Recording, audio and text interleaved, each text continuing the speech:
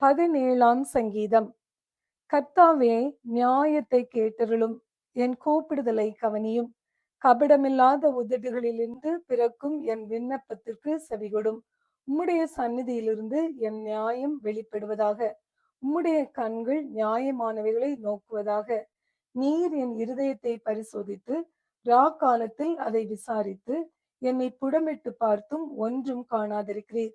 என் வாய் மீறாதபடிக்கு தீர்மானம் பண்ணினேன். மனுஷரின் செய்கைகளை குறித்து நான் உம்முடைய உதடுகளின் வாக்கினாலே துஷ்டனுடைய பாதைகளுக்கு விலக்கமாய் என்னை காத்துக் கொள்கிறேன். என் காலடிகள் வழுவாதபடிக்கு என் நடைகளை உமது வழிகளில் ஸ்திரப்படுத்தும். தேவனே, நான் உம்மை நோக்கி கெஞ்சுகிறேன், எனக்கு செவி கொடுக்கிறீர்.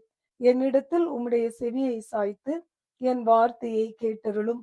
உம்மை நம்புகிறவர்களை அவர்களுக்கு விரோதமாய் எழும்புகிறவர்களினின்று உமது வலது கரத்தினால் தப்புவித்து ரட்சிக்கிறவரே, உம்முடைய அதிசயமான கிருபையை விளங்க பண்ணும்.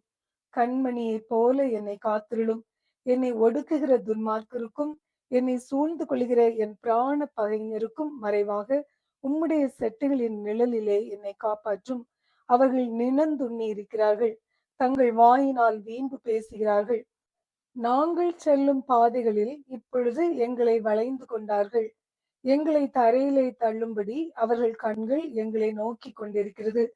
பீறுகிறதற்கு ஆவலுள்ள சிங்கத்துக்கும் மறைவிடங்களில் பதிவிருக்கிற பால சிங்கத்துக்கும் ஒப்பாயிருக்கிறார்கள்.